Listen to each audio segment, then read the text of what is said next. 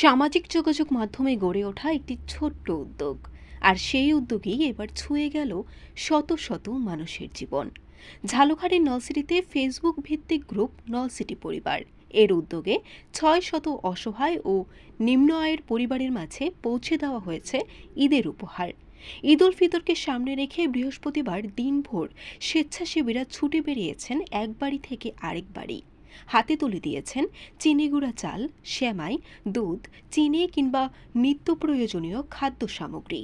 শুধু উপহার নয়, প্রতিটি প্যাকেটের সঙ্গে পৌঁছে গেছে ঈদের আনন্দ আর ভালোবাসার স্পর্শ।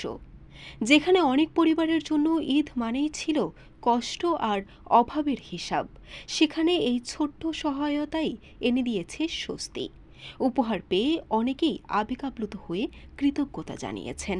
কারো চোখে জল, কারো মুখে হাসি। আয়োজকদের ভাষায় এটি শুধু দান নয়, বরং মানুষের পাশে দাঁড়ানোর একটি আন্তরিক চেষ্টা। তারা চান অর্থের অভাবে কেউ যেন ঈদের আনন্দ থেকে বঞ্চিত না হয়। গ্রুপের অ্যাডমিন এবং গৌরনদী সহকারী কমিশনার মোহাম্মদ মেহেদী হাসান বলেন, সমাজের সচ্ছল মানুষের সহযোগিতায় এই কার্যক্রম পরিচালিত হয়। স্বেচ্ছাসেবীরা সরাসরি মানুষের দোরগোড়ায় পৌঁছে দেন এই সহায়তা, যাতে প্রকৃত দরিদ্রতায় উপকৃত হন। শুধু ঈদ নয়, বছরের বিভিন্ন সময়েও এই গ্রুপটি রক্তদান, বৃক্ষরোপণ এবং কর্মসংস্থান সৃষ্টির জন্য মানবিক কার্যক্রমে যুক্ত হয়েছে। ভার্চুয়াল একটি প্ল্যাটফর্ম, কিন্তু তার প্রভাব বাস্তব জীবনে।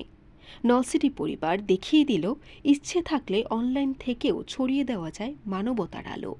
বরিশাল.নিউজ।